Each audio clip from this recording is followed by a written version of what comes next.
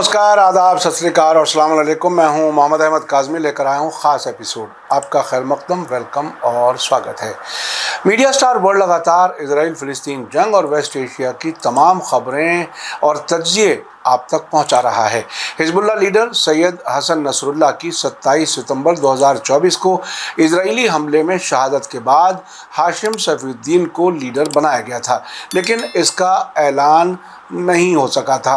एक हफ्ते के अंदर ही 3 अक्टूबर को हाशिम सफ़ीउद्दीन की भी शहादत हो गई। 3 फरवरी 2024 को जंगबंदी के दौरान हसन नसरुल्लाह और हाशिम सफ़ीउद्दीन का जनाजा दफन किया गया, जिस मौके पर 80 से ज़्यादा मुल्कों के नुमाइंदों ने शिरकत की थी।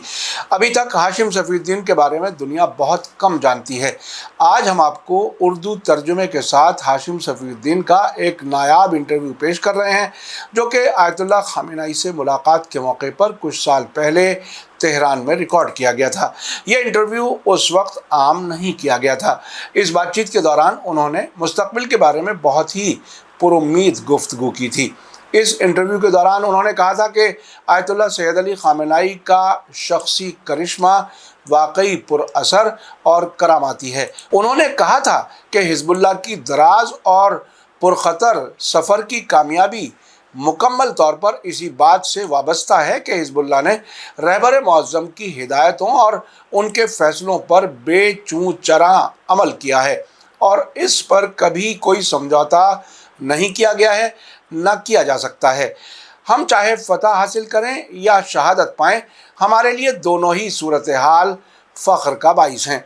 हमारा रास्ता रेजिस्टेंस की राह है और ये रास्ता हमें हर हाल में रहबर मुअज़्ज़म और वली फ़क़ीह की तरफ से मिलने वाली रहनुमाई पर अमल करने की तौफ़ीक़ देता है। हाशिम सफ़ीउद्दीन ने 2001 से 2024 में अपनी शहादत तक हिजबुल्लाह की एग्जीक्यूटिव काउंसिल के सरबराह के तौर पर काम किया है। हिजबुल्लाह के लीडर सैयद हसन नसरुल्लाह के चचाजाद भाई हाशिम सफ़ीउद्दीन को कई बरसों तक हिजबुल्लाह में नंबर 2 माना जाता रहा। 2017 में उन्हें अमेरिका और कई अरब मुल्कों के ज़रिए आतंकवादी की लिस्ट में शामिल किया गया। आज का इंटरव्यू बहुत ही अहम है, आखिर तक ज़रूर देखें।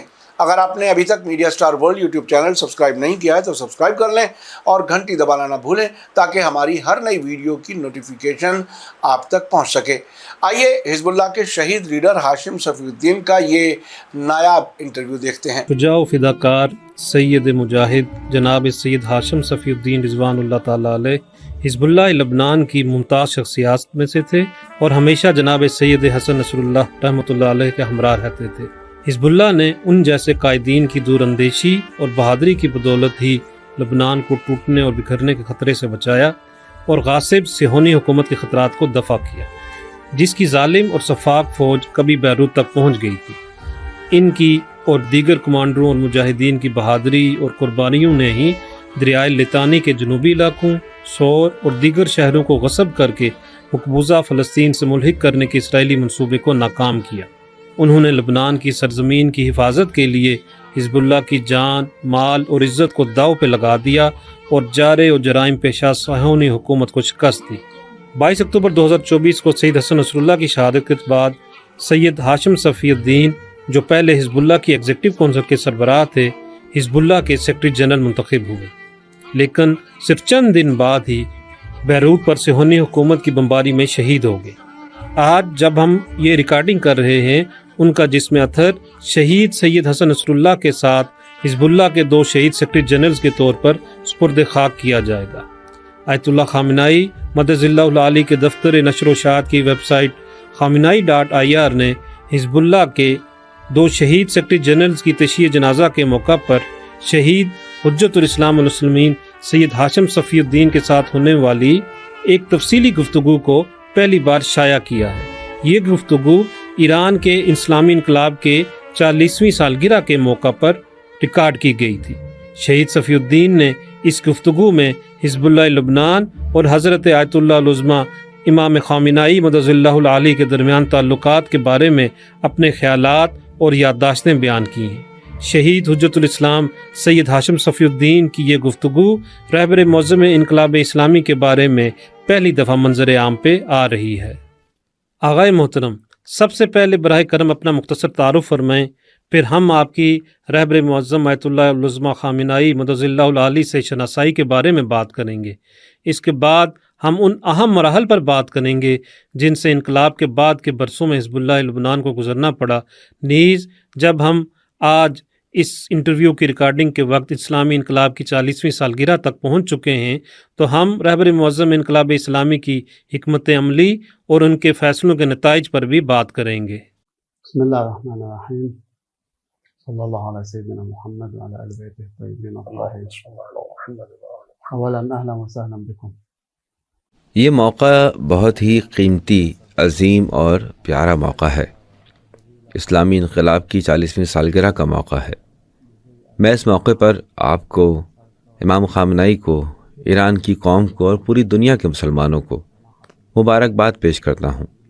ہمیں اللہ کا شکر ادا کرنا چاہیے کہ امام خامنائی دامت اللہ عالی کی قیادت میں 30 سال کا عرصہ گزر چکا ہے۔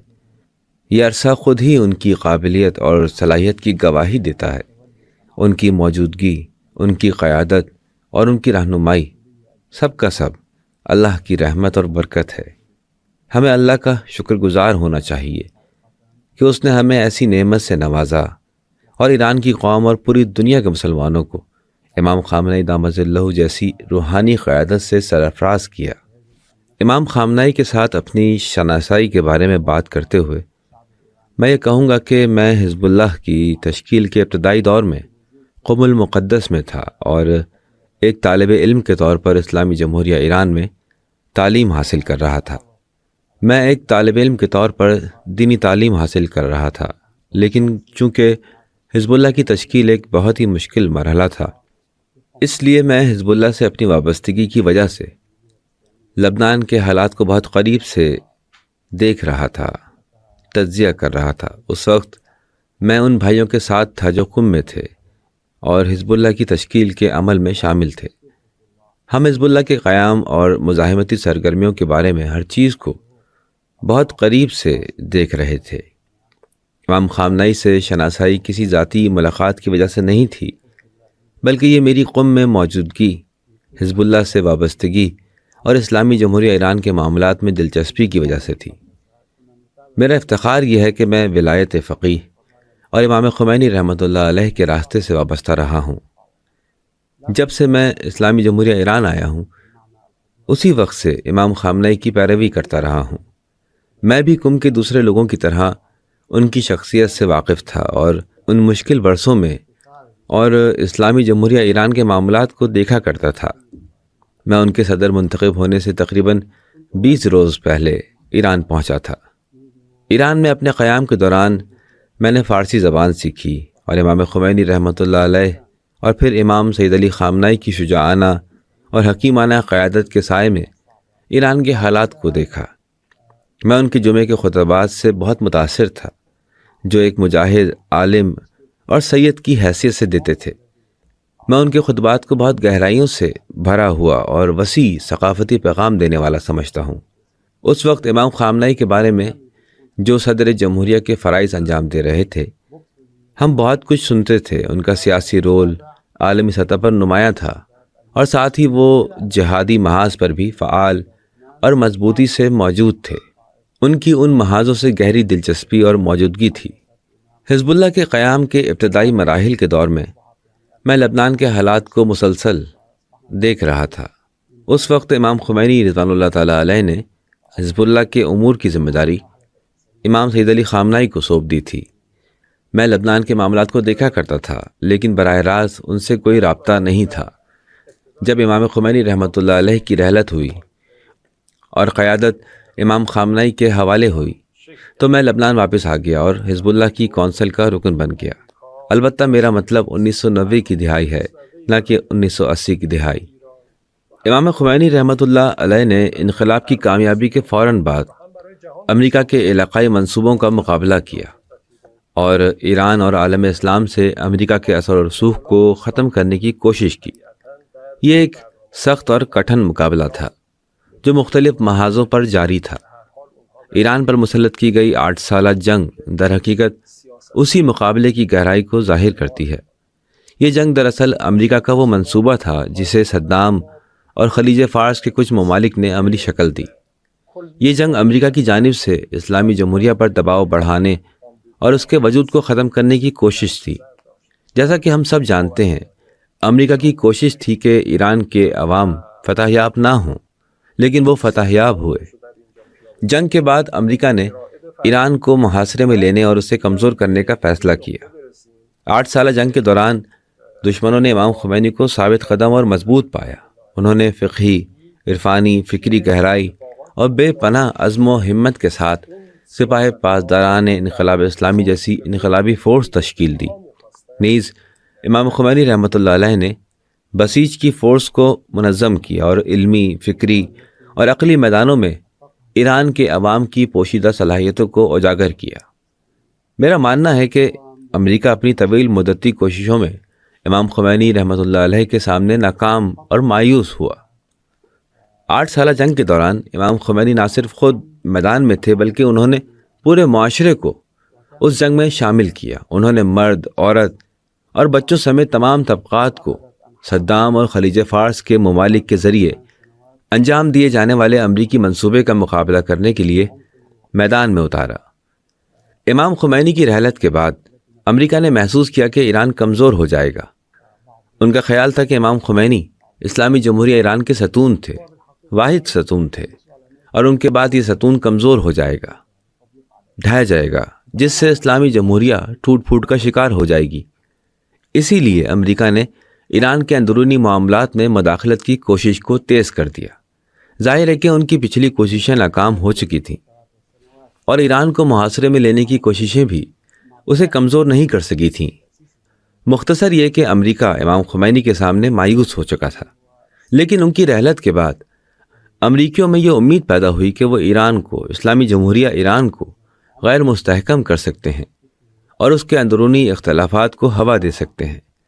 امریکہ کا خیال تھا کہ امام خمینی کی رحلت کے بعد ایران اپنے اندرونی سیاسی اور سماجی مسائل میں الجھ جائے گا۔ امریکہ کا اندازہ تھا کہ وہ معاشی محاصرے کے ذریعے ایران کو گھیر سکتے ہیں اور پھر سماجی، ثقافتی اور فکری محاصرے کے ذریعے اس نظام کو گرانے کی کوشش کر سکتے ہیں۔ اس دور میں ایک اہم مسئلہ امام خامنہ دامت اللہ کی قیادت کا تھا۔ مجھے اچھی طرح یاد ہے کہ جب امام خمینی کی رحلت کے بعد پورا ملک غم میں ڈوبا ہوا تھا تو آیت اللہ العظمیٰ سید علی خامنائی ٹی وی پر تشریف لائے اور انہوں نے یہ آیت پڑھی، وما محمد الا رسول قد خلت من قبلہ الرسول افإن مات وقتل انقلبتم علی اعقابکم، سورہ آل عمران آیت نمبر 144۔ انہوں نے کہا کہ ایران کے عوام طاقتور ہیں اور ان کے قدم ڈگمگائیں گے نہیں۔ امام خمینی نے یہ طاقت ہمارے ہاتھوں میں دی ہے۔ میں خود بھی یہ اندازہ نہیں لگا سکتا تھا کہ ماہرین اسمبلی امام خامنہئی کو ایران کا رہبر منتخب کرے گی، حالانکہ میں نے کچھ علماء اور عرفاء سے ایسی باتیں سنی تھیں۔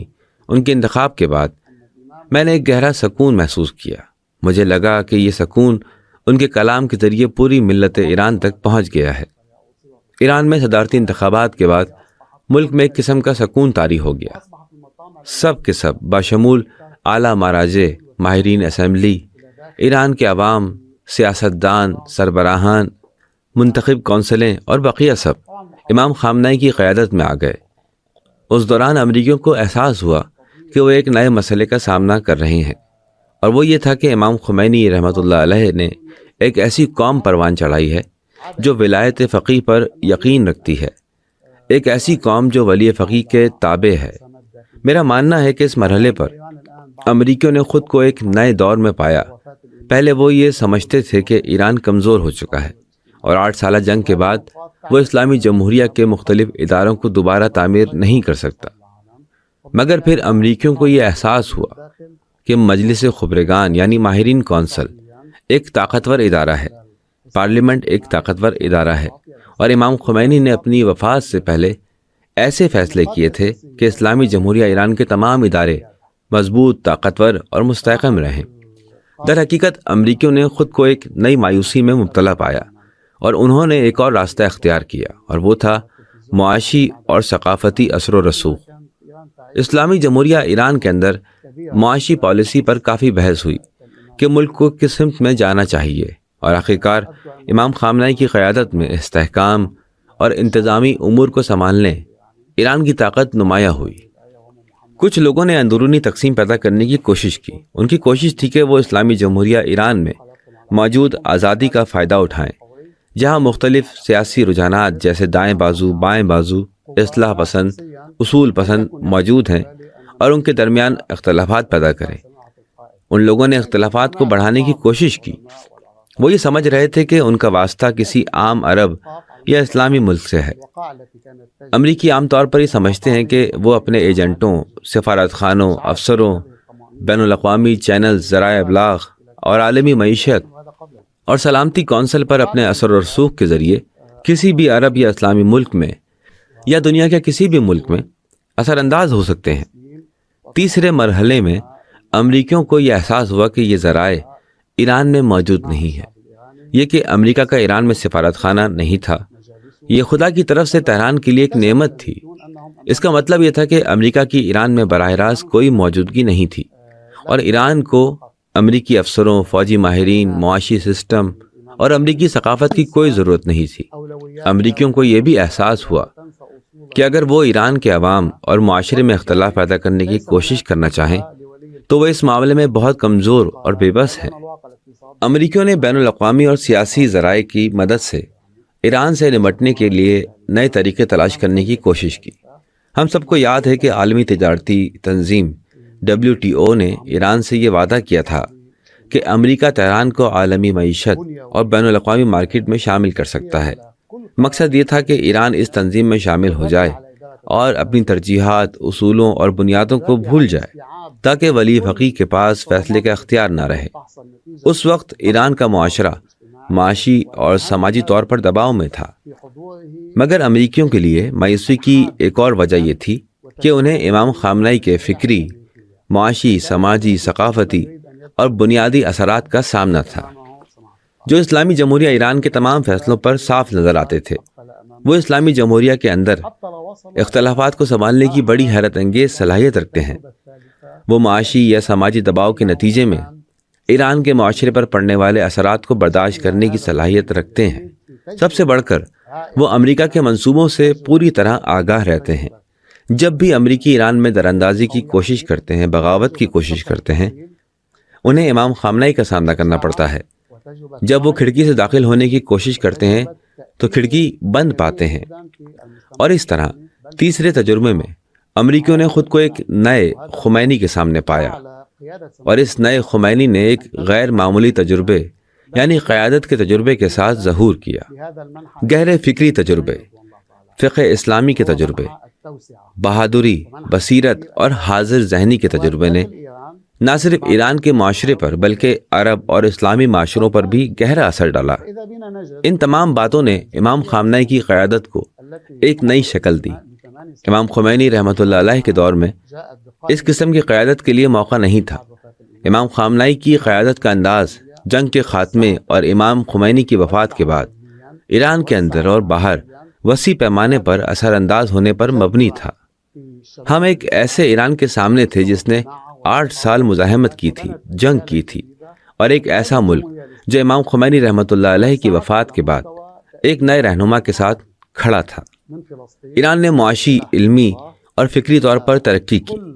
اسلامی جمہوریہ ایران نے ایران کے نوجوانوں کی ثقافت اور عقیدے میں جگہ بنائی اور نئی نسلوں کو تربیت دی۔ اسلامی جمہوریہ ایران نے عرب دنیا پر اثر انداز ہونا شروع کیا۔ فلسطین سے لے کر لبنان میں حزب اللہ اور پورے خطے تک، یہاں تک کہ اسلامی بیداری کا دور شروع ہوا اور تمام مذہبی امن، سچائی اور انصاف کے متلاشی نوجوانوں نے اسلامی جمہوریہ ایران کے ساتھ قربت محسوس کی۔ یہ وہ وقت تھا جب امریکہ ایک نئے مرحلے میں داخل ہوا، اور وہ تھا ایران میں براہ راست فتنہ پیدا کرنے کا مرحلہ۔ یہ امریکہ کا تہران کے ساتھ چوتھا مقابلہ تھا۔ میں مقابلے کے چوتھے مرحلے میں براہ راست فتنہ بھڑکانے کے بارے میں بات نہیں کرنا چاہتا، کیونکہ آپ کو اس بارے میں مجھ سے زیادہ معلومات ہیں۔ بہرحال اس مرحلے میں بھی امریکیوں نے خود کو امام خامنہ ای کی مضبوط دیوار کے سامنے پایا، جنہوں نے اپنی عقل، فکر، انتظامی صلاحیت، بصیرت اور حوصلے کے ساتھ امریکیوں کا مقابلہ کیا۔ ہم سب کو امام خامنہئی کی نماز جمعہ کا وہ تاریخی خطبہ یاد ہے جس میں ہماری سمجھ کے مطابق انہوں نے صاحب عصر و زمان اجل اللہ تعالیٰ فرجہ الشریف سے اپنے روحانی تعلق کی مدد سے قوم کو مخاطب کیا اور امام زمان سے کہا کہ یہ ملک آپ کا ہے۔ انہوں نے واضح اور صاف الفاظ میں ایران کے عوام سے بات کی اور نئے فتنے کے منصوبے کو ناکام بنا دیا۔ مجھے اچھی طرح یاد ہے کہ ان مسلسل لڑائیوں میں جن میں امریکہ نے مختلف حربے اختیار کیے، امام خامنہئی نے ہر بار ان کا مقابلہ کیا۔ امریکہ کی رینڈ کارپوریشن نے، جو ایک بین الاقوامی ادارہ ہے، ایران کے 2009 کے فتنے کے بعد تقریباً 90 صفحات پر مشتمل ایک تحقیق کی جس میں لکھا گیا تھا کہ ہمیں یہ جاننے کی ضرورت ہے کہ موجودہ رہنما کے بعد ایران میں ہم کیا کر سکتے ہیں، کیونکہ امام خامنہئی جیسے شخص کی موجودگی میں امریکہ ایران میں واپس آنے اور اس کی سیاست پر اثر انداز ہونے کی امید کھو چکا تھا۔ یہ ان کی شکست کی علامت تھی، کیونکہ وہ اس نتیجے پر پہنچے تھے کہ امام خامنہئی دامت اللہ جیسے شخص کی موجودگی میں امریکہ اسلامی جمہوریہ ایران پر غالب نہیں آ سکتا۔ جی آغا جان، میں تھوڑا پیچھے جا کر آپ کے پیش کردہ تجزیے کو آپ کی یادوں کے تناظر میں دیکھنا چاہتا ہوں۔ ہم حضرت امام خمینی رضوان اللہ تعالیٰ علیہ کی رحلت کے وقت سے شروع کرتے ہیں۔ امام خمینی عالم اسلام کی ایک بہت عظیم شخصیت تھے جنہوں نے امریکہ کو خطے میں گھٹنے ٹیکنے پر مجبور کیا اور اس کے منصوبوں کو ناکام کر دیا۔ امریکی امام راحل سے سخت ناراض تھے اور اپنے دل میں یہ گھٹیا خواہش رکھتے تھے کہ کاش امام خمینی نہ رہیں تاکہ وہ اپنا کام کر سکیں۔ فطری طور پر ایران کے عوام، امام کے چاہنے والے پوری دنیا میں اور حزب اللہ کی مزاحمتی تحریک بھی اس بات پر سب فکر مند تھے کہ آخر کار ایک دن امام خمینی کی رحلت ہوگی، اور یہ کہ امام خمینی کے بعد کیا ہوگا، کون رہبری سنبھالے گا اور معاملات کس سمت میں جائیں گے۔ آپ حزب اللہ میں اس وقت کیا فکر مندی اور پریشانی محسوس کر رہے تھے، اور جب آپ نے سنا کہ حضرت آیت اللہ العظمیٰ امام خامنہئی کو رہبر منتخب کر لیا گیا ہے تو آپ اور آپ کے ساتھیوں کی کیفیت کیا تھی، اسے مختصراً بیان کریں۔ جیسا کہ آپ جانتے ہیں، حزب اللہ میں ہماری ثقافت امام خمینی رحمۃ اللہ علیہ کے راستے اور طریقے پر قائم ہے۔ ہماری ثقافت کا ایک اہم پہلو امام خمینی سے محبت ہے۔ شاید ہم اس نسل سے تعلق رکھتے ہیں جو یہ سمجھتی تھی کہ جذباتی اور روحانی سطح پر امام خمینی کے بغیر زندگی کا تصور بھی ممکن نہیں۔ یہ ایک فطری بات تھی، اور مجھے ذاتی طور پر یاد ہے کہ امام خمینی کی رحلت کا دن میری زندگی کا سب سے غمگین دن تھا۔ میرے خیال میں میری زندگی میں کوئی اور دن نہیں جب میں اتنا غمگین ہوا ہوں۔ ہمارے لیے دوستوں اور خاندان کے لوگوں کو کھونا ایک طرف تھا اور امام خمینی کو کھونا دوسری طرف تھا۔ البتہ یہ سب کچھ اس وقت ہو رہا تھا جب ہم امام خمینی کی بیماری کے دوران خود ان کو اس دن کے لیے تیار کر رہے تھے۔ اسلامی جمہوریہ ایران نے ٹیلی ویژن کے ذریعے امام خمینی کی آخری دنوں کی حالت کو بیان کیا، اور رحلت کے دن کے لیے ایک طرح کی تیاری موجود تھی۔ لیکن پھر بھی جب امام خمینی کی رحلت کا اعلان ہوا تو مجھے محسوس ہوا کہ دنیا رک گئی ہے، ختم ہو گئی ہے۔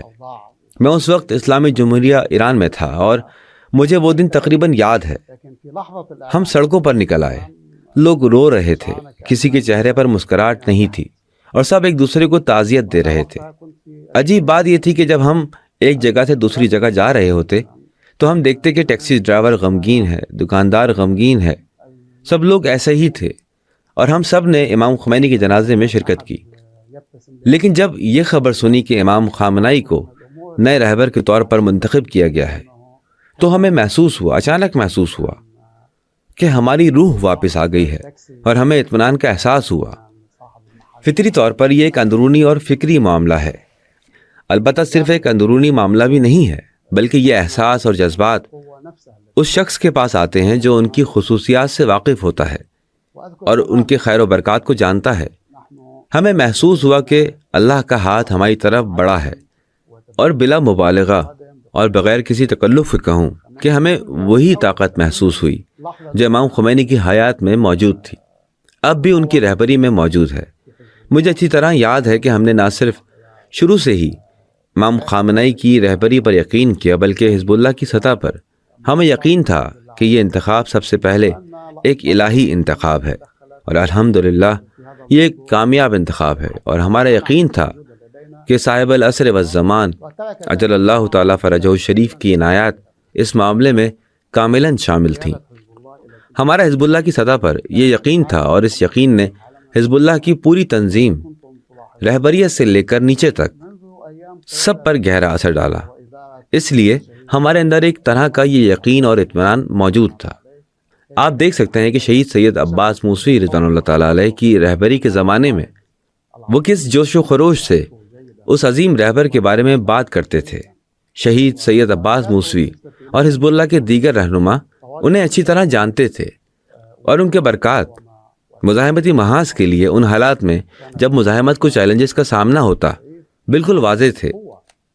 امام خامنہئی پروردگار ان کی عمر دراز فرمائے ہمیشہ ہمارے ساتھ مضبوطی سے کھڑے رہے، اور ہم ان کی رہنمائی، ان کی ترجیحات اور ان کی توجہات سے فائدہ اٹھاتے رہے۔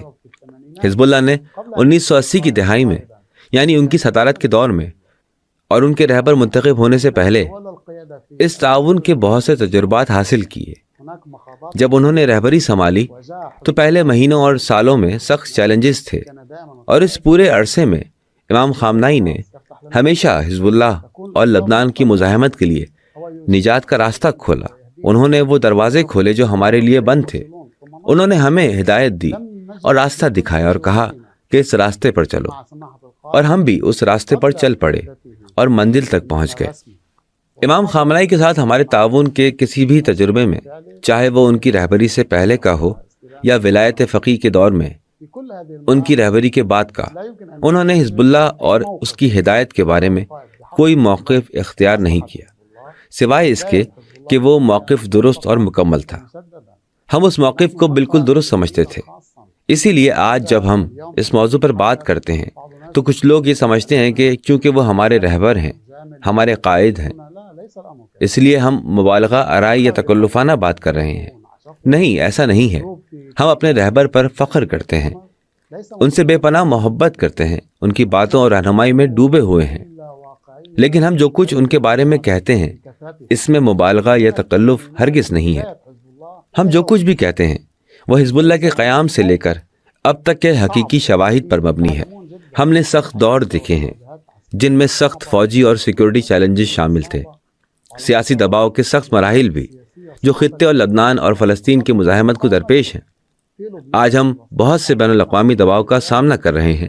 در حقیقت مزاحمت کو اپنے قیام سے لے کر آج تک ان بین الاقوامی دباؤ کا سامنا ہے۔ اس مرحلے میں ہر سال، ہر دور میں یہ دباؤ موجود رہے ہیں، اور ان تمام ادوار میں امام خامنہئی نے ہماری ہدایت کی۔ وہ ہمیں کہتے تھے کہ میرے خیال میں آپ کو یہ راستہ اختیار کرنا چاہیے، البتہ زبردستی نہیں، اختیار دیتے تھے۔ ہم بھی وہ راستہ اختیار کرتے تھے اور پاتے تھے کہ وہ بہترین راستہ ہے۔ اگر ہم ایک جملے میں خلاصہ کریں تو یہ کہنا چاہیے کہ عزت، فتح، کامیابی اور ہدایت کی کنجی لبنان کی مزاحمت کے تجربے کے مطابق امام خامنہئی کے ہاتھ میں ہے۔ اگر آپ کچھ مخصوص مثالوں کی طرف اشارہ کریں تو اپنی یادداشتوں اور تجربات کی روشنی میں آپ کن مثالوں کی طرف اشارہ کریں گے جن میں رہبر معظم کی رہنمائی حزب اللہ کے لیے بہت کارگر ثابت ہوئی؟ جیسا کہ میں نے تفصیل میں بتایا، بہت سے شواہد موجود ہیں، لیکن میں کچھ اہم مراحل اور اوقات کی بات کروں گا جو بہت اہم ہیں۔ مثال کے طور پر حزب اللہ کی بنیاد یعنی حزب اللہ کی روح کے بارے میں بحث تھی کہ آیا حزب اللہ کو سیاسی سرگرمیوں میں حصہ لینا چاہیے یا نہیں۔ دراصل حزب اللہ ایک مزاحمتی گروپ تھا، لیکن لبنان میں ہونے والے واقعات کی وجہ سے حزب اللہ کو سیاسی سرگرمیوں میں بھی حصہ لینا پڑا۔ دنیا بھر میں مزاحمتی گروپس عام طور پر اس بحث کا سامنا کرتے ہیں۔ جب کچھ کامیابیاں حاصل ہوتی ہیں، جیسے کہ عوامی، سماجی اور سیاسی سطح پر ترقی، تو سیاسی اور مزاحمتی سرگرمیوں کے درمیان ٹکراؤ پیدا ہو جاتا ہے۔ حزب اللہ میں اس مسئلے پر بہت سی بحثیں ہوئیں اور مختلف آراء تھیں۔ نتیجتاً امام خامنہئی نے کہا کہ یہ بات بالکل واضح ہے، حزب اللہ کی فطرت مزاحمت کی ہے۔ انہوں نے جو کلی روش بیان کی وہ آج تک کامیاب رہی ہے۔ حزب اللہ کی بنیاد، اس کی شناخت اور اس کی ترجیحات مزاحمت ہے، لہٰذا سیاسی سرگرمیاں بھی مزاحمتی سرگرمیوں کے تابع ہیں۔ یہ سب امام خامنہئی کی رہنمائی ہے۔ اس رویے نے مزاحمتی سرگرمیوں کے میدان میں ہمارے لیے بڑے راستے کھولے اور مزاحمت کو بڑی کامیابیوں تک پہنچایا۔ بدقسمتی سے اس دور میں ہم سیاسی سرگرمیوں میں ضرورت سے زیادہ الجھ گئے، لیکن بہرحال اگر ہم مزاحمت کا راستہ کھو دیتے اور 1980 اور 1990 کی دہائیوں میں مزاحمت کمزور ہو جاتی تو ہم آج جو نتائج دیکھ رہے ہیں وہ ممکن نہ ہوتے۔ دوسری مثال یہ ہے کہ جب فلسطین کے معاملے میں سیاسی مصلحت کا دور شروع ہوا اور کلنٹن کے دور میں اوسلو معاہدہ فلسطینیوں کے ساتھ اور وادی عربہ معاہدہ اردن کے ساتھ ہوا تو سب نے کہا کہ سب کچھ ختم ہو گیا۔ عرب دنیا، اسلامی دنیا اور پوری دنیا کا خیال تھا کہ مصالحت کا راستہ ہی آخری راستہ ہے۔ ہم 1990 کی دہائی کے شروع اور درمیان میں مختلف سیاسی تبدیلیوں کے دوران امام خامنئی کے پاس جاتے تھے۔ تمام مذاکرات کے دوران جو امریکہ کی نگرانی میں عربوں اور اسرائیلیوں کے درمیان ہو رہے تھے، ہم ہر بار امام خامنئی کے پاس جاتے اور خطے کے حالات پر بات کرتے تو وہ مسکراتے اور کہتے کہ ہمیں مزاحمت کے راستے پر چلتے رہنا چاہیے اور انشاءاللہ یہ مصالحت نہیں ہوگی۔ اس وقت جو شخص یہ کہتا کہ مصالحت نہیں ہوگی وہ پوری دنیا کے رجحان کے خلاف بات کر رہا ہوتا، لیکن امام خامنئی کہتے تھے کہ یہ نہیں ہوگا، ڈرو مت اور اپنی مزاحمتی سرگرمیوں کو جاری رکھو، پریشان نہ ہو، یہ دور بھی گزر جائے گا۔ ایک بہت ہی حساس مرحلے میں صدر حافظ اسد کی وفات سے کچھ پہلے اور کلنٹن کے صدارتی دور کے اختتام پر پے در پے میٹنگیں ہوئیں۔ اس وقت ہمارا خیال تھا کہ حافظ الاسد نے جولان کے معاملے پر امریکہ کے ساتھ اتفاق کر لیا ہے۔ ہمارا مطلب تبریہ جھیل اور اس کے ارد گرد کے تنازعات سے تھا۔ ہمارا اندازہ تھا کہ سب کچھ ختم ہو گیا۔ اس وقت کلنٹن اور حافظ الاسد کے درمیان مشہور ملاقاتیں جنیوا میں ہوئیں اور لگتا تھا کہ سب کچھ طے ہو گیا ہے۔ اس سے پہلے امام خامنئی نے کہا تھا کہ پریشان نہ ہو، ایسا نہیں ہوگا۔ جنیوا مذاکرات شروع ہوئے اور پوری دنیا کو توقع تھی کہ اس کے نتائج برآمد ہوں گے، لیکن اچانک یہ مذاکرات ناکام ہو گئے کیونکہ حافظ الاسد نے ہار نہیں مانی۔ امام خامنئی کا نقطہ نظر یہ تھا کہ خطے میں مصالحت کا کوئی نتیجہ نہیں ہے۔ قدرتی طور پر آج لبنان، فلسطین اور پورا خطہ اس مرحلے کے واقعات کے نتائج اور اثرات کا سامنا کر رہا ہے۔ بدقسمتی سے عرب حکمرانوں اور لبنان کے کچھ رہنماؤں نے اس وقت اس بات پر شرط لگائی تھی کہ سیاسی مصالحت خطے کا حتمی مقدر ہوگی، یعنی فلسطین کے مسئلے پر مصالحت ہوگی، خطے میں مزاحمتی گروپوں کا کام ختم ہو جائے گا، حزب اللہ کا کردار ختم ہو جائے گا، فلسطین میں مزاحمت کا کوئی وجود نہیں رہے گا اور عرب قوموں کو اپنے مسائل کے منصفانہ حل کی کوئی امید نہیں ہوگی اور وہ امریکی فیصلہ سازی کے دائرے سے باہر نہیں نکل سکیں گے۔ سب سے پہلے جس شخصیت نے مخالف محاذ کی قیادت کی وہ امام خامنئی تھے۔ امام خامنئی سیاسی میدان میں دنیا کے رجحانات اور نقطہ نظر کے سامنے ڈٹ کر کھڑے ہوئے اور بہادرانہ اور مزاحمتی موقف اختیار کیا۔ ان لمحات میں انہوں نے فلسطین کے مسئلے کے دفاع کا حکم دیا اور زور دیا کہ فلسطین میں مزاحمت کو مسلح کرنے اور ان کی صلاحیتوں اور وسائل کو بڑھانے کا سلسلہ جاری رہنا چاہیے۔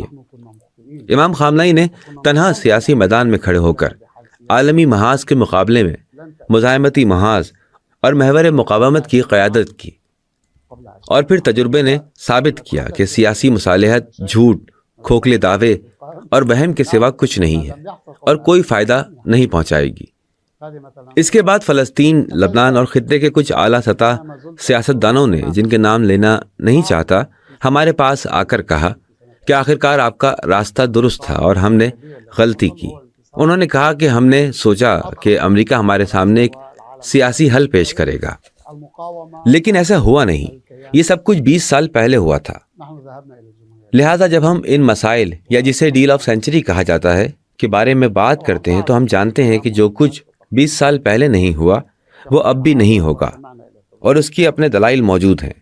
یہ دوسری مثال تھی جو میں نے پیش کی، اور تیسری مثال یہ ہے کہ مجھے اب بھی اچھی طرح یاد ہے کہ سن 2000 میں اسرائیل کے لبنان سے انخلا اور حزب اللہ کی بڑی فتح کے بعد جو عرب دنیا میں صہیونی حکومت کے خلاف مزاحمت کی تاریخ میں سب سے بڑی فتح تھی، ہم اسلامی جمہوریہ ایران آئے اور امام خامنئی سے ملاقات کی اور مسائل پر بحث و تمہیز اور کچھ رپورٹس پیش کرنے کے بعد ہمیشہ کی طرح ان کی رہنمائی سے مستفید ہوئے۔ وہ بولتے جاتے تھے اور میں لکھتا تھا۔ اب بھی ان کی باتیں اچھی طرح یاد ہیں۔ سن 2000 کے موسم گرما میں ہم ان کے پاس تھے، یعنی اسرائیل کے انخلا کے تقریباً 2 ماہ بعد۔ مجھے یاد ہے کہ انہوں نے کہا کہ جو کچھ ہوا وہ حزب اللہ کی فتح تھی، اور آپ اس کے نتائج اور اثرات کو خطے میں اور خاص طور پر فلسطین کے اندر دیکھیں گے۔ لبنان میں اس فتح کے نتائج کو فلسطینیوں کے لیے کم نہ سمجھے۔ فلسطینی قوم ایک نئے انتفاضے میں سڑکوں پر آئے گی، اور اب سے اپنے رہنماؤں اور سیاستدانوں سے صرف انتفاضہ پر مبنی حل کو قبول کرے گی۔ ہمارے اسلامی جمہوریہ ایران کے سفر اور امام خامنہئی سے ملاقات کے تقریباً 1 ماہ یا تھوڑا کم یا زیادہ وقت گزرنے کے بعد فلسطینی انتفاضہ اٹھ کھڑا ہوا، اور میں سچ میں جب مغربی کنارے یا پورے فلسطین میں انتفاضے کی تصاویر دیکھتا تھا تو مجھے لگتا تھا کہ امام خامنہئی اپنی آنکھوں سے ٹی وی پر یہ مناظر پہلے ہی دیکھ رہے تھے۔ مجھے لگا کہ وہ ایسے بول رہے ہیں جیسے ٹی وی کی تصاویر ان کے سامنے ہوں۔ وہ کچھ تفصیلات ایسے بیان کرتے تھے جیسے وہ اپنی آنکھوں سے دیکھ رہے ہوں۔ یہ سب کچھ ایک صائب نقطۂ نظر کی نشاندہی کرتا ہے۔ اب ہم اس کی تفسیر غیب کے علم یا الہی امداد کے طور پر کر سکتے ہیں، یا اسے ایک گہرے سیاسی ادراک کا نتیجہ بھی سمجھ سکتے ہیں، چاہے اس کی تفسیر الہی امداد کے طور پر ہو یا گہرے سیاسی ادراک کی شکل میں۔ لیکن یہ بات بہت بڑی اور عظیم ہے۔ بہرحال یہ 2 تفسیریں ایک دوسرے سے الگ نہیں ہیں۔ اولیاء اللہ عقل و خرد سے سرشار ہوتے ہیں، یعنی اگر کوئی اولیاء اللہ میں سے واقعی ہو تو وہ سیاسی ادراک و شعور سے بھی سرشار و مالا مال ہوتا ہے۔ اسی طرح سال بہ سال ہمیں یہ احساس ہوا کہ امام خامنہئی کا نقطہ نظر بہت گہرا ہے، یہاں تک کہ سن 2006 کی جنگ یعنی 33 روزہ جنگ کی تفصیلات بھی امام خامنہئی کی پیش گوئی میں بہت اہم تھیں۔ انہوں نے جنگ کے آغاز میں ہمیں میدان میں بہت حوصلہ دیا۔ ہم 33 روزہ جنگ میں ایک بہت سخت اور طاقت فرسا جنگ کا سامنا کر رہے تھے۔ تصور کریں کہ لبنان کی 4 ملین آبادی میں سے 1 ملین حامیان مزاحمت بے گھر ہو گئے، یعنی میں یہ کہوں گا کہ 80% حامیان مزاحمت و مقاومت بے گھر ہو گئے، ان کے گھر تباہ ہو گئے، ان کے رہائشی علاقے بمباری کا نشانہ بنے، شہید اور زخمی ہوئے اور تباہی ہر طرف پھیل گئی۔ یہ واقعات پوری دنیا کی نظروں کے سامنے ہوئے، اور حزب اللہ نے تنہا اپنے مستقبل کے لیے جنگ لڑی۔ ایسے حالات میں امام خامنہئی کے الفاظ ہمارے لیے مرہم کا کام کرتے تھے۔ مجھے اچھی طرح یاد ہے کہ ان کا پہلا مشہور پیغام جو جناب سید حسن نصر اللہ سیکرٹری جنرل حزب اللہ کو بھیجا گیا تھا، جناب سید حسن نصر اللہ نے مجھے فون کیا اور کہا خوشخبری ہے۔ میں نے ان سے پوچھا کہ خوشخبری کیا ہے، تو انہوں نے کہا کہ امام خامنہئی نے ہمارے لیے ایک پیغام بھیجا ہے، اور اس میں انہوں نے ان واقعات کے بارے میں بات کی ہے جو ہمارے ساتھ ہونے والے ہیں، اور یہ الفاظ خوشخبری سے بھرے ہوئے ہیں۔ انہوں نے ان مشکل دنوں کے بارے میں بات کی جو ہمارے سامنے ہوں گے۔ سید حسن نے مزید کہا امام خامنہئی نے ہماری جنگ کو خندق کی جنگ سے تشبیہ دی جو بہت سخت تھی، اور جناب سید حسن نصر اللہ فون کال کے دوران مسرور تھے اور کہہ رہے تھے انہوں نے ہمیں ایک سخت جنگ کے بارے میں خبر دی۔ ظاہر ہے یہ کال جنگ کے پہلے ہفتے کی تھی۔ آخر میں امام خامنہئی کے پیغام میں یہ بھی تھا کہ انشاءاللہ آپ کی بھلائی اسی میں ہے جو آپ کے ساتھ ہوا۔ اگر یہ واقعہ نہ ہوتا تو ممکن تھا کہ اسرائیل آپ کی غفلت کا فائدہ اٹھاتا اور اچانک آپ پر حملہ کر دیتا۔ ہمیں اسرائیل کے حزب اللہ پر اچانک حملہ کرنے کی تیاری کے بارے میں کوئی معلومات نہیں تھی۔ جنگ کے خاتمے کے بعد اسرائیلی فریق نے اس بات کا اعتراف خود کیا، اور امریکیوں نے اور دیگر باخبر افراد نے بھی اس بات کی طرف اشارہ کیا کہ اسرائیل اچانک حملہ کرنے کی تیاری کر رہا تھا۔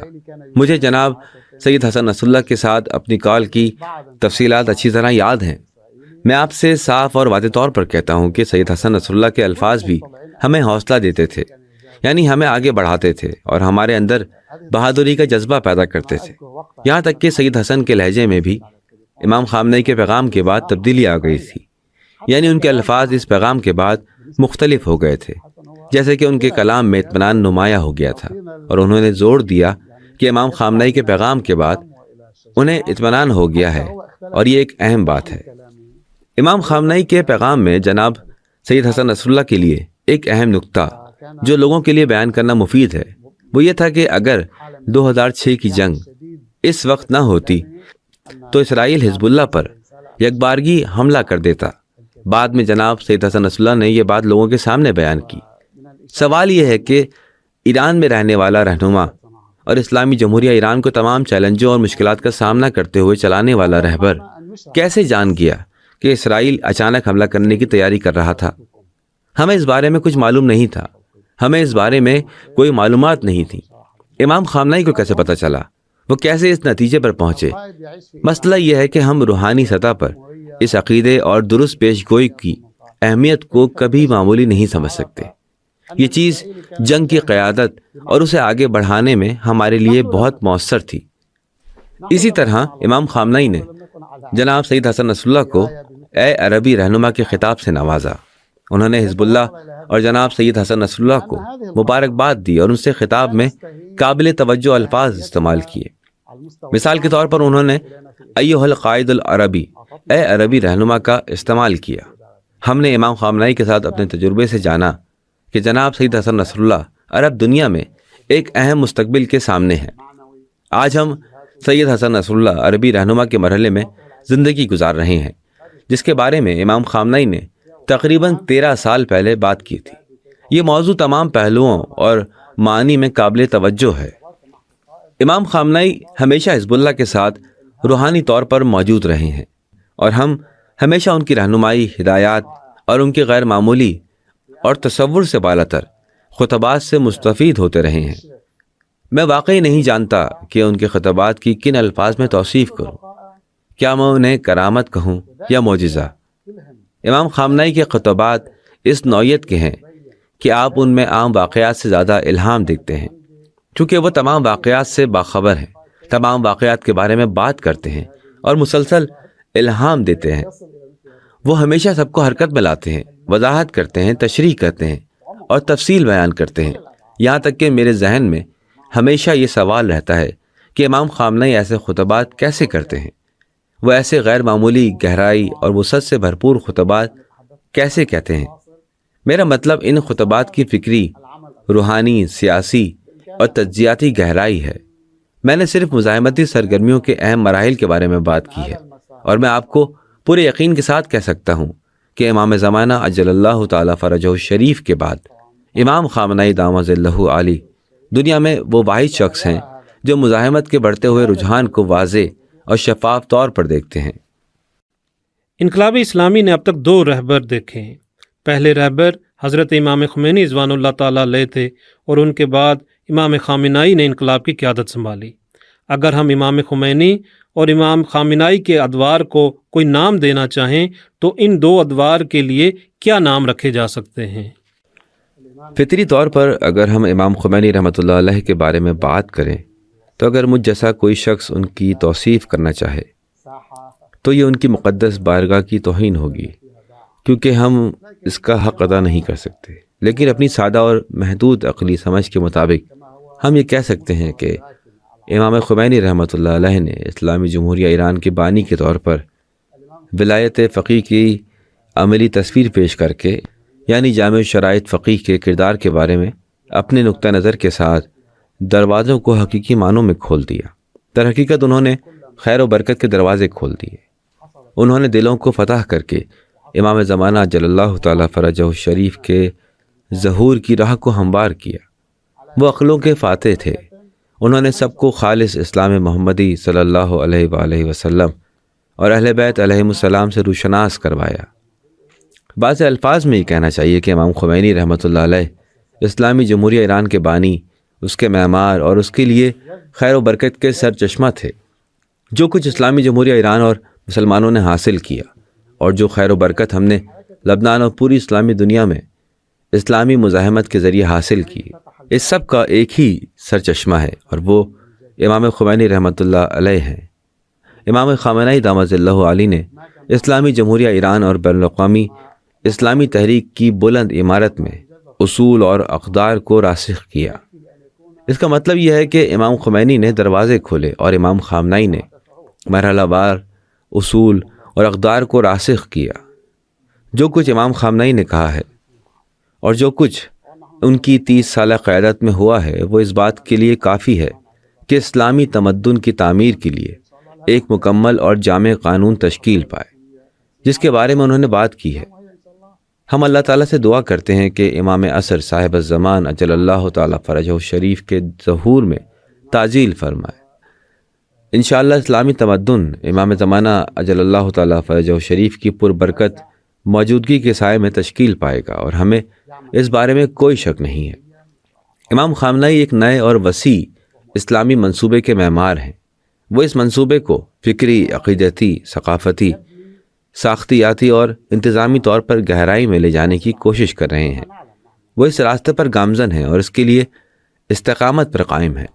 جیسا کہ آپ جانتے ہیں، حضرت عیسیٰ علیہ السلام سے منقول ہے کہ کسی عمل کو جاری رکھنے کی اہمیت اسے شروع کرنے سے کم نہیں ہے، لہذا امام خمینی رحمۃ اللہ علیہ اس راستے کا آغاز کرنے والے تھے، اور امام خامنہئی دامت اللہ علی اس راستے پر ثابت قدمی اور استقامت کے ساتھ چلنے والے ہیں۔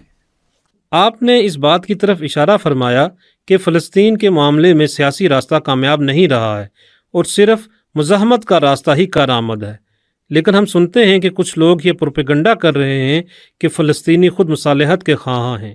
اس بارے میں آپ کا کیا خیال ہے، اور کیا واقعی صورتحال ایسی ہے، یا فلسطینی عوام کے درمیان بھی مزاحمتی تحریک ایک مضبوط اور زندہ تحریک ہے؟ میں آپ کے لیے بالکل عینی مثال پیش کرتا ہوں۔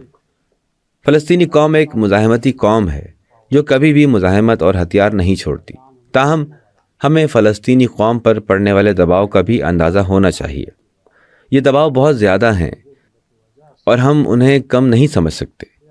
فلسطینیوں کو جبری طور پر بے دخل کرنا، انہیں ان کی زمینوں سے نکالنا، امریکیوں اور مغربی ممالک سمیت پوری دنیا کی فلسطینیوں کے خلاف سازشیں، اکثر عرب ممالک یعنی عرب حکمرانوں کا ان سے منہ موڑنا، یہ سب دباؤ کا حصہ ہے۔ جیسا کہ عرب دنیا کے وسائل اسرائیل کے مفادات کے لیے خرچ کیے جاتے ہیں، نہ کہ مزاحمت کے لیے۔ ان سب کے باوجود فلسطینی مزاحمت 70 سالوں سے رکی نہیں ہے۔ یہ مزاحمت کبھی نہیں رکی، اگرچہ مزاحمت کو محاصرے میں لیا گیا، اس پر دباؤ بڑھایا گیا، لیکن پھر بھی یہ ہتھیار ڈالنے پر تیار نہیں ہوئی، باوجود اس کے کہ فلسطینی مزاحمت کے اہم رہنماؤں کو شہید بھی کیا گیا، لیکن یہ مزاحمت تب بھی نہیں رکی۔ آج فلسطینی مزاحمت 30-40 سال یا 50 سال پہلے سے کہیں زیادہ طاقتور ہے۔ اب فلسطینی مزاحمت اپنے نئے مرحلے میں ہے، یعنی وسیع تر اور زیادہ طاقتور مزاحمت کا مرحلہ۔ فلسطینی مزاحمت کے پاس اب میزائل ہیں جو تل ابیب کے لیے خطرہ ہیں۔ ایسی طاقت پہلے نہیں تھی۔ بدقسمتی سے عرب ممالک نے اس سلسلے میں کوئی اقدام نہیں کیا، لیکن اسلامی جمہوریہ ایران کی مدد سے مزاحمت کو ایسے میزائل ملے ہیں جو تل ابیب کو نشانہ بنا سکتے ہیں۔ آج فلسطینی مزاحمت حزب اللہ کی مزاحمت کو اپنے ساتھ دیکھتی ہے، اور حزب اللہ کی مزاحمت نہ صرف تل ابیب بلکہ صہیونی ریاست کے تمام علاقوں کے لیے خطرہ ہے۔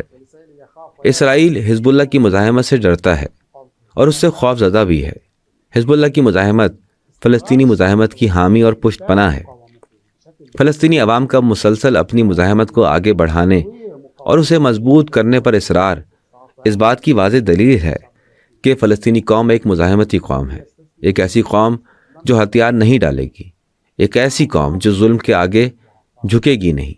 ہاں، اس دوران کچھ کمزور سیاستدان نظر آتے ہیں جو ہتھیار ڈال دیتے ہیں، یہاں تک کہ رسول اللہ صلی اللہ علیہ وآلہ وسلم کے زمانے میں مدینہ منورہ میں بھی ایسے لوگوں کا کردار موجود تھا جو لوگوں کو مایوس کرتے تھے اور ان کے قدم ڈگمگا دیتے تھے اور کہتے تھے کہ ہمیں کیوں لڑنا چاہیے، ہمیں جنگ کیوں کرنی چاہیے، جنگ جاری رکھنی کیوں چاہیے۔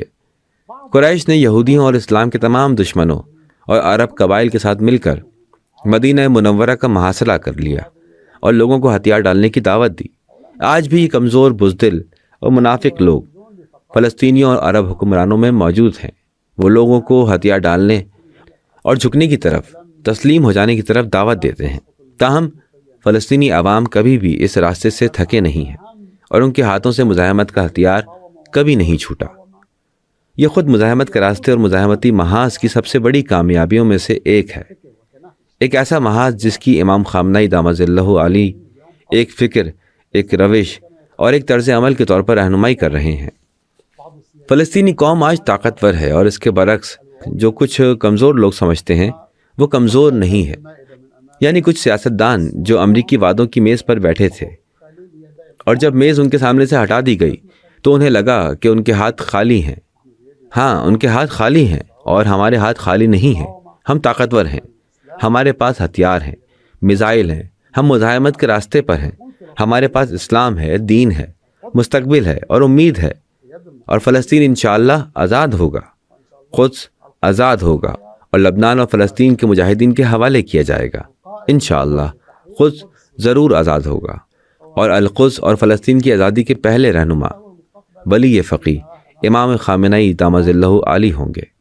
یہی وہ مستقبل ہے جو ہم اپنی آنکھوں کے سامنے واضح اور شفاف طور پر دیکھ رہے ہیں۔ تجربے نے ہمیں یہی سکھایا ہے، واقعات نے ہمیں یہی دکھایا ہے۔ البتہ ہم آج طاقتور ہیں، فلسطینی قوم طاقتور ہے، خطے میں مزاحمت طاقتور ہے۔ اگر کچھ لوگ یہ سمجھتے ہیں کہ امریکہ کی چیخ و پکار دھاڑ کارگر ہو سکتی ہے، تو انہیں معلوم ہونا چاہیے کہ دھاڑیں کوئی نئی بات نہیں ہے۔ وہ چلے جائیں گے۔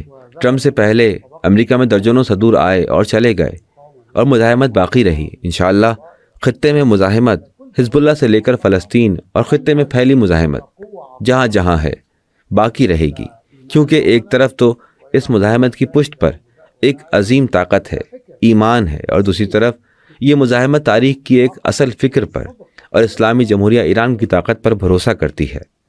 ایک وقت تھا جب صہیونی مجرم جب چاہتے لبنان کی سرزمین میں داخل ہو جاتے تھے۔ 1982 میں وہ بیروت تک آ گئے تھے اور بہت مظالم کیے تھے۔ اس کے بعد بھی وہ اس علاقے پر قابض رہے اور بہت سے قتل عام کیے۔ انہوں نے جنوبی لبنان میں سیف زون بھی بنایا تھا جو کئی سالوں تک قائم رہا۔ حزب اللہ کی مزاحمت نے اسی نقطہ نظر کے ساتھ اپنے جہادی کردار کو برقرار رکھتے ہوئے صہیونیوں کا مقابلہ کیا اور انہیں لبنان کی سرزمین سے پیچھے ہٹنے پر مجبور کر دیا۔ آج کیا صورتحال ہے؟ کیا اسرائیلی دوبارہ لبنان کی سرزمین میں داخل ہو سکتے ہیں اور لبنانی عوام کو خاک و خون میں نہلا سکتے ہیں؟ حزب اللہ کی مزاحمت نے لبنان، لبنانی عوام اور عالم اسلام کے لیے کیا اعتماد حاصل کیا ہے، اور آپ اس مزاحمت کے مستقبل کو کیسے دیکھتے ہیں؟ میں امام خامنئی دامت اللہ علی کے ایک کال سے آپ کے سوال کا جواب دوں گا۔ سن 2000 کی فتح کے بعد حزب اللہ کے سیکریٹری جنرل سید حسن نصراللہ نے امام خامنئی کو بتایا کہ کیا ہوا تھا۔ انہوں نے میدانی صورتحال اور واقعات کی وضاحت کی۔ امام خامنئی مسکرائے اور کہا کہ میں آپ کی باتوں سے یہ سمجھا ہوں کہ صہیونی اسلامی مداحمت کے قدموں تلے آ گئے ہیں۔ در حقیقت یہی ہوا تھا۔ آج صہیونی لبنان کے اسلامی مجاہدین کے قدموں تلے ہیں۔ اسرائیلی فریق 50 سالوں سے عرب ممالک اور عرب قوموں بشمول جنوبی لبنان کی سرحدوں پر ایک اسٹریٹجک تشویش قائم رکھتا ہے۔ ہم اس نسل سے تعلق رکھتے ہیں جس نے سیکھا اور سمجھا کہ جنوبی لبنان ہمیشہ اسرائیل کے خطرے میں ہے، کیونکہ ہمارے خاندان اور معاشرے کے افراد ہمیشہ اسرائیل کے خطرات کے سائے میں پریشان اور مضطرب رہتے تھے۔ تاہم آج حالات بدل گئے ہیں۔ آج آپ جنوبی لبنان میں جائیں، جنوبی لبنان پرسکون، طاقتور اور بہادر ہے، آباد ہے۔ جنوبی لبنان میں تشویش اور اضطراب کہاں دیکھا جاتا ہے؟ الجلیل الاعلیٰ، کریات شمونہ اور حیفا کے رہائشی اس بات سے ڈرتے ہیں کہ میزائل وہاں اسرائیلیوں کو نشانہ بنا سکتے ہیں۔ یہاں تک کہ تل ابیب اور یافا بھی پریشان اور مضطرب ہیں۔ اسرائیلی فوجی، اسرائیلی افسر، اسرائیلی رہنما، یہاں تک کہ سیاستدان بھی دفاعی منصوبوں کی بات کرتے ہیں۔ ان منصوبوں کا صرف ایک ہی مقصد ہے، اور وہ صہیونیوں کو اطمینان دلانا۔ اللہ تعالیٰ کی ایک نعمت یہ تھی کہ انہوں نے سن 2018 میں ایک فوجی مشق کی اور پھر کہا کہ یہ مشق کامیاب نہیں تھی، کیونکہ صہیونی بستیاں اب بھی خوف اور تشویش میں ہیں۔ آج ہم دیکھ رہے ہیں کہ اسٹریٹجک تشویش کا تصور اسرائیلی فوجیوں، سیاستدانوں اور صحافیوں کے لیے ایک ثقافت بن گیا ہے۔ آج سید حسن نصراللہ کے خطبات جو اکثر صہیونی عوام سنتے ہیں اور اس سے متاثر ہوتے ہیں، اسی منظر کی عکاسی کرتے ہیں۔ پہلے عرب اسرائیلیوں کے خطبات سنتے تھے کہ پتہ چلے کہ ان کا مستقبل کیا ہے، لیکن آج سید حسن نصراللہ کے الفاظ ہیں جو مستقبل کی راہیں متعین کر رہے ہیں۔ یہ امام خامنئی کی رہنمائی، اسلامی جمہوریہ ایران کی سپریم نیشنل سیکیورٹی کونسل کی رہنمائی اور سپاہ پاسداران انقلاب اسلامی کی رہنمائی ہے جو مستقبل کا تعین کر رہی ہے۔ آج ہم دیکھتے ہیں کہ اسرائیلی امام خامنئی کے خطبات سپاہ پاسداران انقلاب ایران اور اس کی ترجیحات کے بارے میں بات کرتے ہیں، لہٰذا ہر چیز مکمل طور پر الٹ گئی ہے۔ آج ہم نے بڑی اسٹریٹجک فتوحات حاصل کی ہیں اور اسی لیے مزاحمت کا مستقبل روشن اور بڑی کامیابیوں سے بھرپور ہوگا۔ اگر قربانیاں اور جان فشانیاں نہ ہوتی تو یہ فتوحات ممکن نہ ہوتی، اور آگے بھی ایسے ہی ہے۔ ہم ہمیشہ سید الشہداء ابا عبداللہ الحسین علیہ السلام کے راستے پر چلنے کے لیے پرعزم ہیں۔ آج ہمارا معاشرہ ایک کربلائی معاشرہ بن چکا ہے۔ آج لبنان میں ہمارے سامنے ایک کربلائی معاشرہ ہے، ایک حسینی معاشرہ ہے۔ اللہ کا سلام ہو سید الشہداء امام حسین علیہ السلام پر۔ لبنان میں مرد، خواتین اور نوجوان مزاحمت کے راستے پر ہیں، کیونکہ وہ عشق مزاحمت کے ساتھ پرورش پاتے ہیں۔ ہماری بیٹیاں، ہمارے بیٹے، ہمارے مرد، ہماری خواتین، ہماری ثقافت، ہمارے اسکول، ہمارے مدارس، ہمارے علماء، ہماری میڈیا، الحمدللہ سب مزاحمت سے وابستہ ہیں، اور ہر کوئی مزاحمت کے راستے میں جافشانی کے لیے تیار ہے۔ جو کچھ ہم نے شام میں دیکھا وہ بالکل واضح تھا۔ شام ایک بڑا تجربہ تھا جس نے مزاحمتی محاذ کی عظمت کو دکھایا۔ فکری، عقلی، دینی، فقہی اور اخلاقی سطح پر مزاحمت میں اقدار کا ایک مجموعہ وجود میں سامنے آیا، جسے ہمیں تسلیم کرنا چاہیے کہ امام خمینی رحمۃ اللہ علیہ کی فکر اور امام خامنہئی دامت اللہ علی کی مسلسل اور براہ راست رہنمائی نے ہمارے اندر اس چیز کو پیدا کیا۔ لہٰذا ہم ایک بے مقصد اور بے راہ مزاحمت کو نہیں دیکھ رہے ہیں۔ جو مزاحمت موجود ہے وہ صرف ایک عام فوجی مزاحمت نہیں ہے۔ ہم اپنے سامنے کربلائی، ولائی اور مہدوی مزاحمت کو دیکھ رہے ہیں، جو مزاحمتی فکر پر یقین رکھتی ہے۔ اس تجربے کی بنیاد پر مزاحمتی سرگرمیاں مختلف شکلیں اختیار کر سکتی ہیں، جیسے کہ لبنان سے خطرے کو دور کرنا یا انشاءاللہ القدس کو آزاد کرانا۔ مزاحمت چاہتی ہے کہ تمام عرب اور اسلامی قومیں ظالم حکمرانوں اور امریکی جبر کے جابرانہ تسلط سے آزاد ہوں۔ ہمیں یقین ہے کہ مزاحمتی محاذ اور یہ تحریک جو عالم اسلام اور عرب دنیا میں پھیل چکی ہے، امام خامنہئی دامت اللہ علی کی قیادت میں اپنے راستے پر گامزن رہے گی، اور اپنی کامیابیوں کو انتہائی عاجزی اور انکساری کے ساتھ امام زمانہ جل اللہ تعالیٰ فرجہ الشریف کے حوالے کرے گی۔ یا صاحب الزمان، کیا یہ کافی ہے؟ ہم ان سے درخواست کرتے ہیں کہ وہ خطے میں مزاحمتی سرگرمیوں کے ذریعے حاصل کی گئی ناقص کامیابیوں کو قبول فرمائیں۔ یا صاحب الزمان، جو شخص مزاحمت کی قیادت کر رہا ہے وہ آپ کا نائب ہے، وہ ولی فقیہ ہے۔ کیا یہ کافی ہے یا ہمیں مزید کامیابیاں پیش کرنی چاہیے؟ ہم آپ کی مبارک آمد کے لیے حالات کو سازگار بنانے کی خاطر مزید قربانیاں دینے پر تیار ہیں۔ صاحب الزمان اجل اللہ تعالیٰ فرجہ الشریف کا ظہور اللہ کے ہاتھ میں ہے، اور وہی جانتا ہے کہ وہ کب ہوگا۔ ہم اللہ سے دعا گو ہیں کہ وہ ان کے ظہور کو قریب فرمائے، انشاءاللہ۔ وصلی اللہ علیہ وسلم۔ انشاءاللہ۔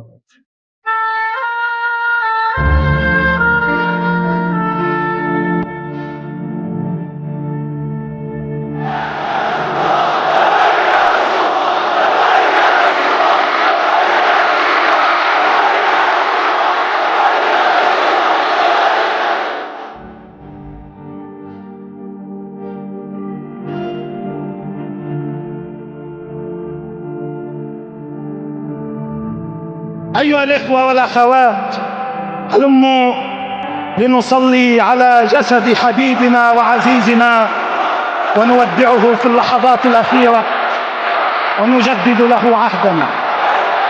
هلموا لنرفع على الأكتاف قائدا نفتخر بقيادته، وشهيدا نعتز بشهادته، نسمع صوتنا بكل الأعداء والقتلة أننا سنواصل المقاومة حتى النصر الكامل إن شاء الله مهما عظمت التضحيات.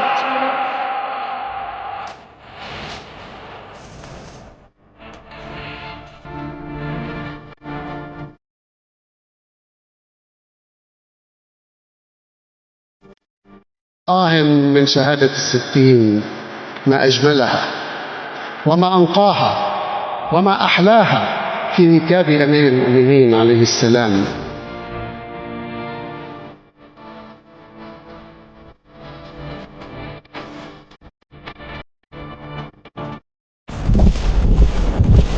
في أمان الله يا سيد حسن، في جوار الله مع صفيك، والأنبياء والأئمة والشهداء. وإن شاء الله هذا اليوم التاريخي سيسجل. هذا يوم من أيام الله، هذا يوم من أيام الحسين يا حفيدي الحسين.